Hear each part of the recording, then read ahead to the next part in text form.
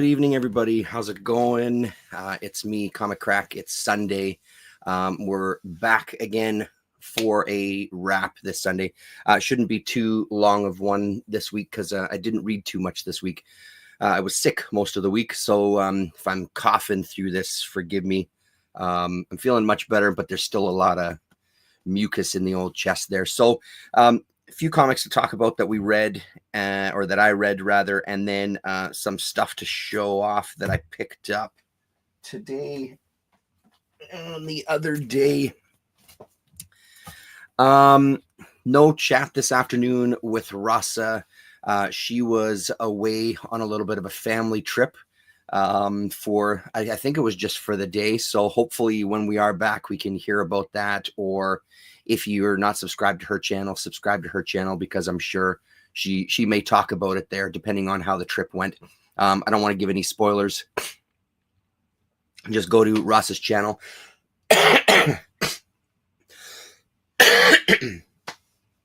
Sorry, excuse me. I won't be around next weekend for a afternoon chat with her. We have family coming in from Saskatchewan, so they're going to be hanging out with us for the weekend.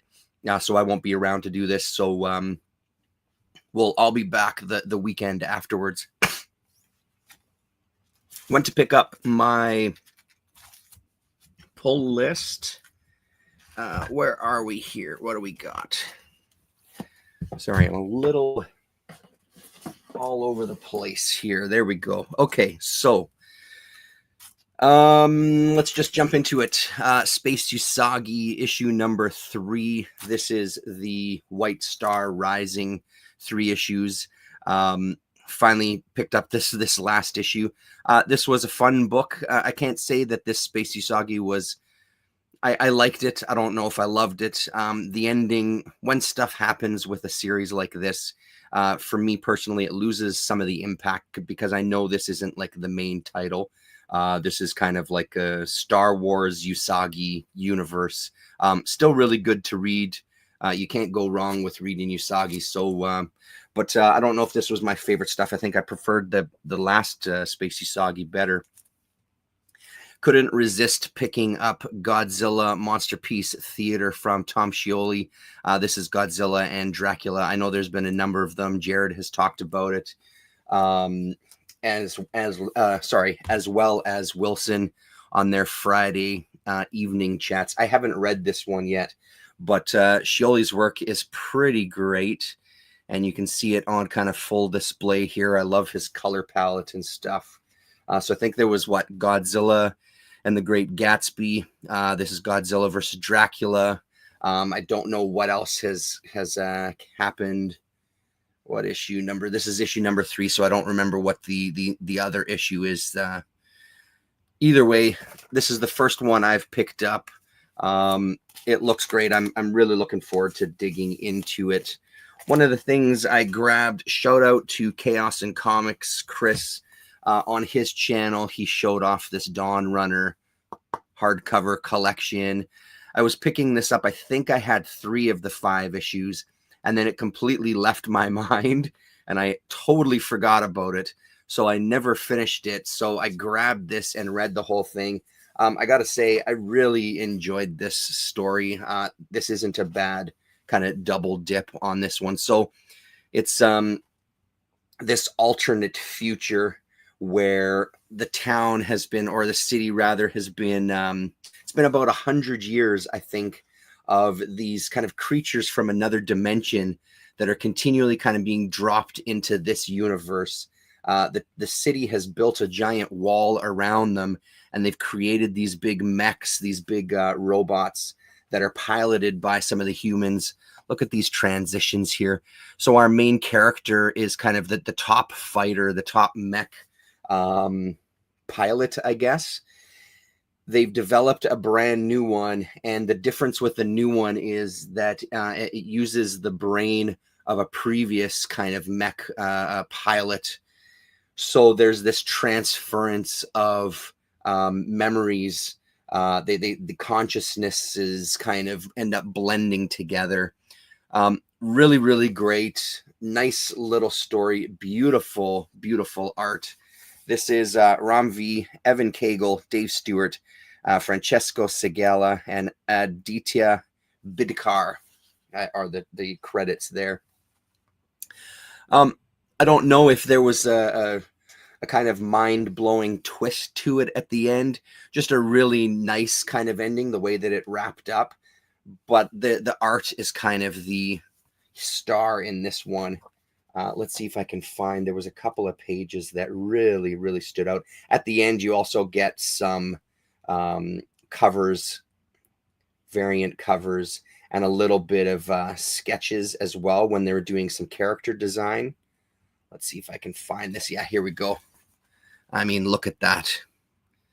That's freaking gorgeous, man. I really like that page. This central kind of almost sculpture here. Really, really cool. Yeah, well worth your time, I think. Even if the story isn't kind of mind-blowing, it is pretty damn good to kind of keep you flipping through. And when it does come to the fight scenes, the pages are really dense like this, so it really feels like it's kind of exploding off the page there. So yeah, that's Dawn Runner.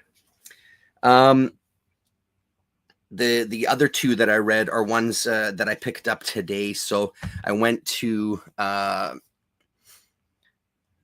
204 Comics to see if I had anything on my pull list.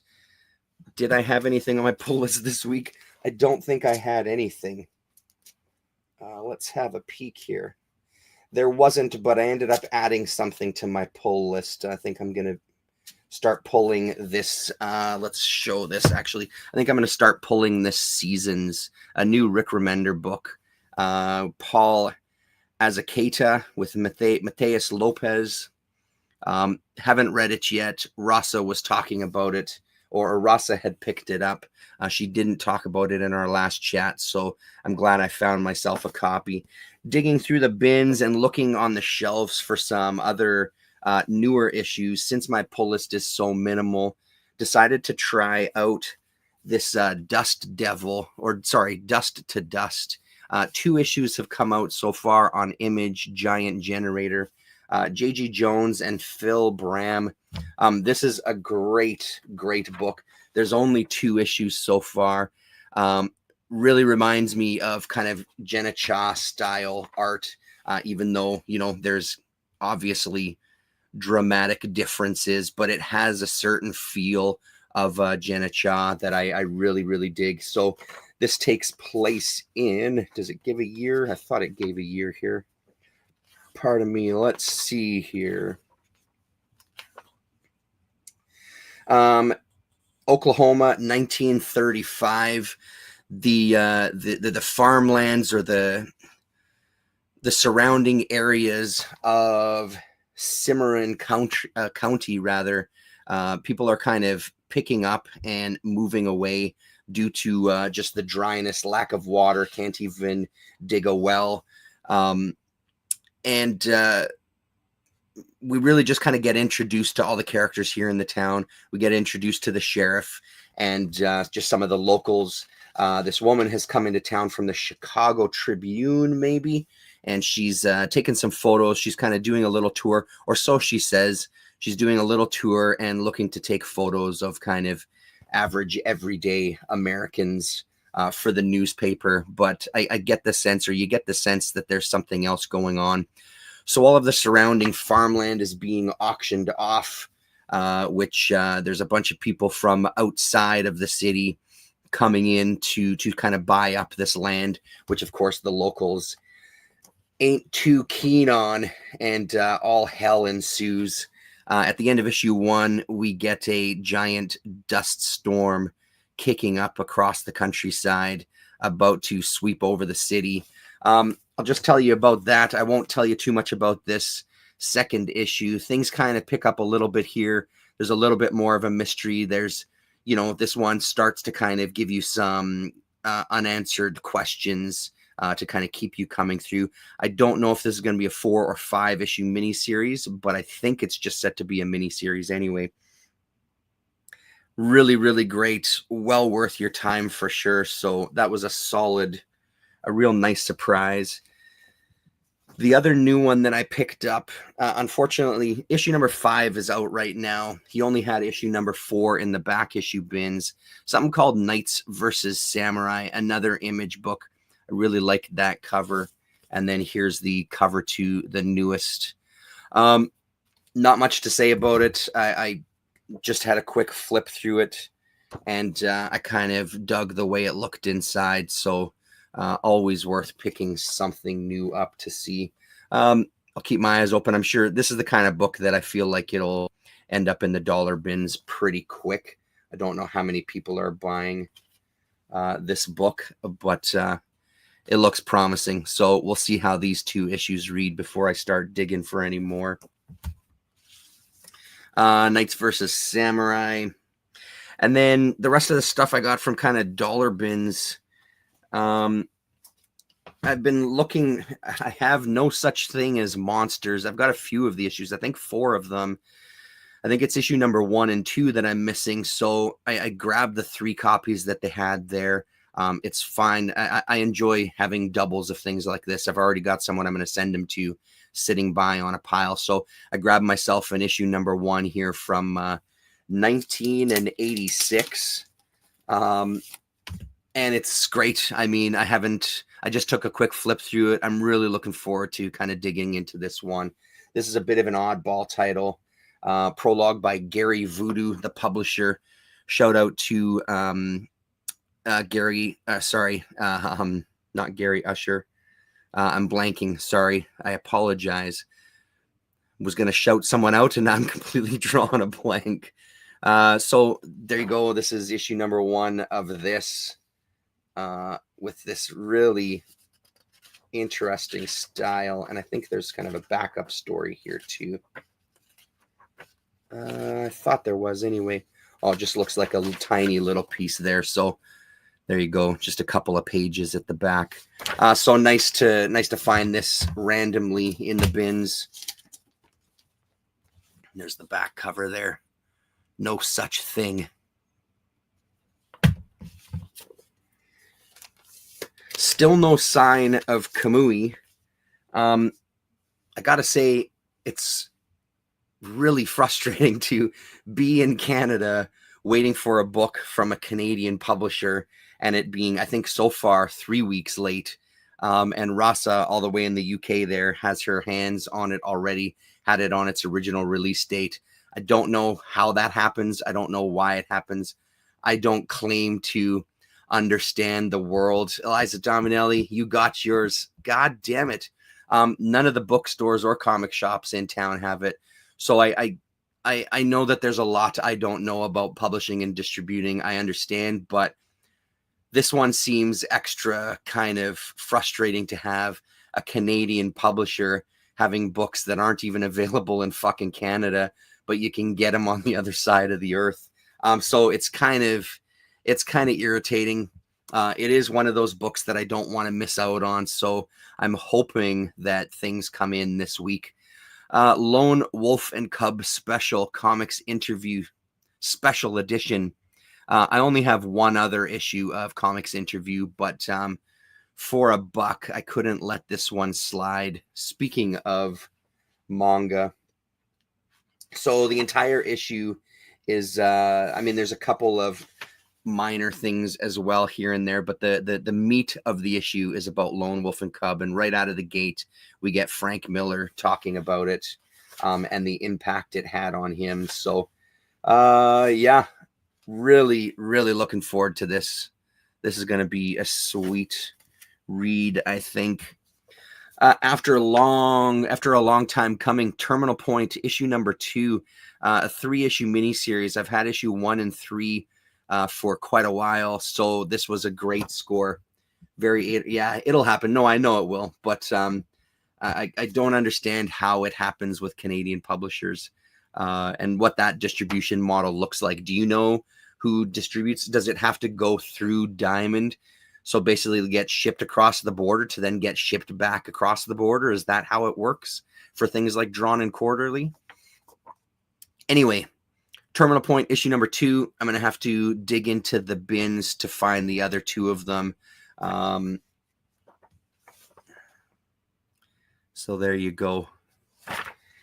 And there was, oh, fuck. You know what, people? Just ain't feeling it today. One of my favorites, talked about it a million times, Reed Fleming, the world's toughest milkman. They're a couple of weeks behind. Okay. So Deep Sea Comics was reprinting the Reed Fleming series, and in each of them they had a little bit of extra. So these 2 issues I didn't have. This is 3 and 4. So great score. How often do I have to talk about this? Every single goddamn time I pick it up. Reed Fleming is one of my all-time favorite comics. I think it's fucking hilarious. And it's an outstanding read. And again, the beautiful thing with this Deep Sea Comics versions is you get some early reprints of some strips with a little bit of bonus material at the bottom from Mr. Boswell. So stuff that was published in the Georgia Straight in 1978, for example. Shout out to Eliza. Colin Blanchett, Reed Fleming always gets my attention. Damn Straight Man always gets mine too. So I think that Deep Sea Comics is still around online today, and I think you can order stuff directly through them. I think it's Boswell himself who's at the helm of that. And then here's the issue number 4. Yeah, issue number 4. There's the back cover of 4. I could read this stuff over and over and over again and not get bored. We get a little strip at the back here too. David Boswell has his latest issue online only, I believe. Well, there you go. That's good news. I'll have to check that out. Yeah, so goddamn funny. If you don't know Reed Fleming, what the hell are you doing with your life, man? And then finally, something I don't know anything about. This was in the 50-cent bin. It's beat to hell, but I don't care because it's called fucking Creature Features. And check out this goddamn cover. The only thing better than this front cover is the fucking back cover. Look at this monstrosity. It's a stunner. This is a stunner. Who do we have in here? Story and art by Darren LeBlanc. Story by Joe R. Lansdale. Art by Ted. I think that says NAFA. Story by Franz Henkel. Bill D. Fountain doing some art. Tim Zarnecki and William Traxtel, I think. So the credits are hard to read with that ridiculous script, but this looks unbelievable. Just a short anthology. I think it was only a one-off. I mean, look at this goddamn stuff here. That's a stunner. What year we got here? 90s or something? 1994 is when this one came out. But looks kind of like very indie anthology horror. So I'm really excited about this find. When I punched it into my CLZ, nothing came up.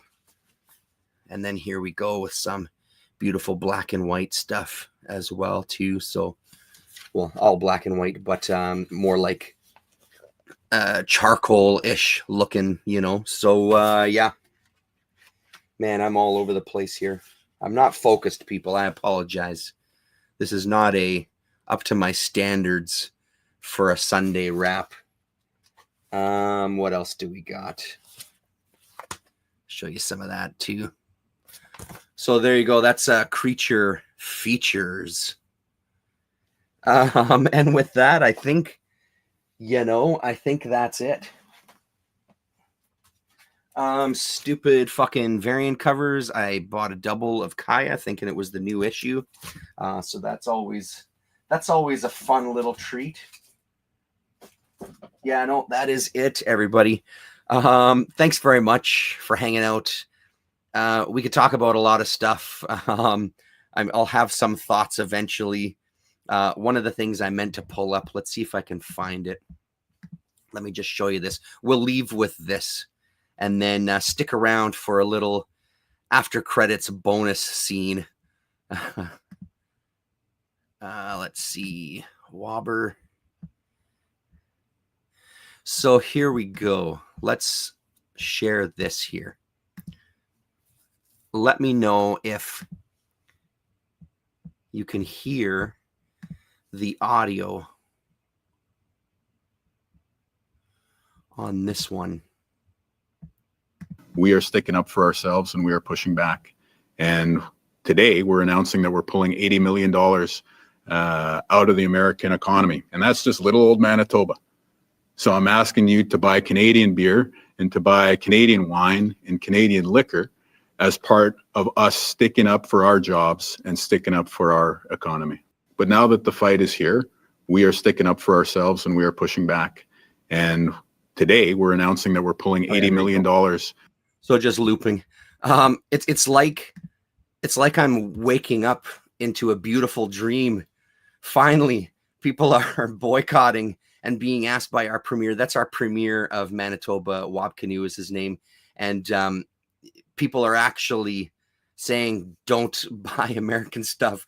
Don't go to American stores. It's unbelievable. It's like a brand new day just made for me. So it's, you know, all of this stuff has been going on with tariffs and back and forth and stuff. Honestly, I know a little bit. I honestly haven't really dug into it too much. That whole world makes my mind spin as far as tariffs and what the implications are. All I can say is that for the longest time, I personally feel that Canada has been way too reliant on trade with the United States and kind of doing business. I understand that you have to do some business with places all over the world. I totally get that. Not every country can have all of the resources to provide them with everything they need. 100%, I understand that. But I feel that we've kind of gone a little farther than that here in Canada, where we've really, you know, allowing Amazon to come here. They're even in our city, allowing Walmarts to set up shop here, Target to come in and set up and then abandon the city, leaving a hole in the middle of downtown. All of these things. So it's interesting to see this new era kind of coming up here. I don't know what the hell is going to happen. I don't know what the hell that orange fuck is going to say tomorrow when he wakes up. He may completely pull everything. He may stick around with it. I understand that the intention sometimes with tariffs is to kind of bolster your own economy and bolster your own industry. You don't want people, as if they're going to bring in stuff from other countries, it's going to cost them more. I think that part of the hope is that then they start looking to manufacture and produce whatever it is that they're bringing in the States to kind of keep that business local. I think now we have the pushback from the Canadians, and we'll see what happens with that. Taking American liquor off the shelves is a goddamn good start. And if there's anywhere that's going to make a dent, it's in the middle of fucking Winnipeg, in the middle of fucking the prairies in, you know, minus 40 degrees, when people, all they want to do is go to the LC, get some booze and hole up back in their house. So good for him for doing that. I'm interested to see what's going to come of it. And thank God tequila is from Mexico, so I can still get my tequila. You know, who the hell knows what's going to happen? It's the Wild West out there, right? So I'm sure there's going to be some dick swinging back and forth, and everybody will sort of find a middle. One of the things that it happens to us here in Manitoba, something that I didn't know, a friend of mine was he's the general manager of Film Training Manitoba. We have all of these little groups of people that kind of get funding from the government. So there's different groups of them that get different kinds of funding depending on what kind of jobs they're in and what kind of circles they're in. The term that I'm blanking on will come to me, I'm sure. But they were asked to come to talk to one of our local politicians, just to give them, this is about a month and a half ago, possibly. If the tariffs do come, how is it going to affect your industry? So the film stuff, they kept quiet. One of the things that he heard was from hog farmers saying that, you know, a big part of our when we send our hogs to slaughter, we send them across to the States. We don't have the infrastructure here to do it, nor kind of the knowledge or willingness to do it. So they end up shipping a lot of the hogs or all of the hogs across the border to get slaughtered, to get butchered. Then it comes back to Canada to be sold. So just for one example, that brings that operation to a halt. If it's going to end up costing more, they won't be able to do it. Now, from what I understand from this tariff, it's stuff coming into the United States. So I don't know. Again, that's where my knowledge kind of falls down a bit. I don't know how that would affect that industry particularly, but there's a lot of industries that are just kind of trying to think outside the box on potentially how it could affect them. I don't believe we'll see much effect with film, fingers crossed, but who the hell knows, right?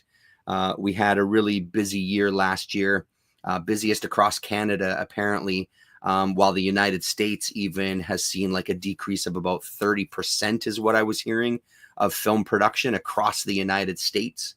And now with LA engulfed in flames, or not anymore, but you know what I'm saying? That's obviously going to have an impact on things. Is it going to impact us? Who knows? This time of year is usually our dead time anyway, because who the hell would come up to Manitoba to shoot a movie in January and February? So usually we have some downtime at this part of the year. So we'll see if it starts picking up after that. But I mean, the guy's a wild card. You don't know what he's going to say and what he's going to do. So I guess we just kind of buckle up and see what happens. One of the things that's pissing people off up here too is the 25% tariffs on us, 15% on China. So people are like, why do you want to punish us more than China? Because apparently China is everybody's enemy at this point.